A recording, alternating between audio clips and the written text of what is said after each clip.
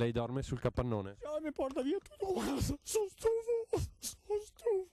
Lacrime di rabbia e di amarezza, lacrime di impotenza. I fratelli Paolo e Bruno Perazza vivono in questa casa di Via Bovo, nelle campagne a Campocroce di Mogliano. Sono due pensionati, per loro oggi il lavoro nei campi è tutto, ma la loro quiete è costantemente turbata dalle incursioni dei ladri, 5 nell'ultimo anno, 3 solamente nell'ultimo mese. Entrai da qua e spaccare a finestra e mi svolai il congelatore e altra roba.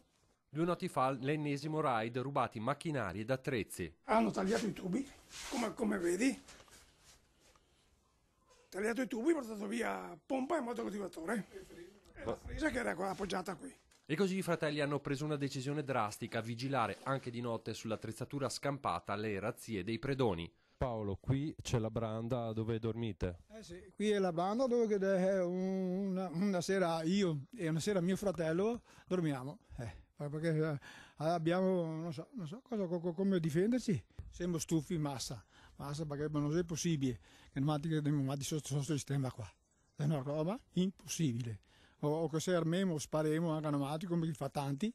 Ma mi dispiace sparare perché dopo che rimettiamo altri. Ladri in fuga dalla finestra anche dall'abitazione dei vicini, che si sono trovati faccia a faccia coi criminali. Ora, dicono, sono pronti ad usare le maniere forti per difendersi. Qua dentro c'erano i suoi gioielli?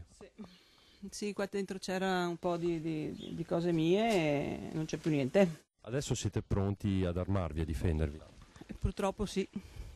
Sì, purtroppo sì, mio malgrado, bisogna un po' tutelarsi qua adesso. Farete il porto d'armi? Già fatto.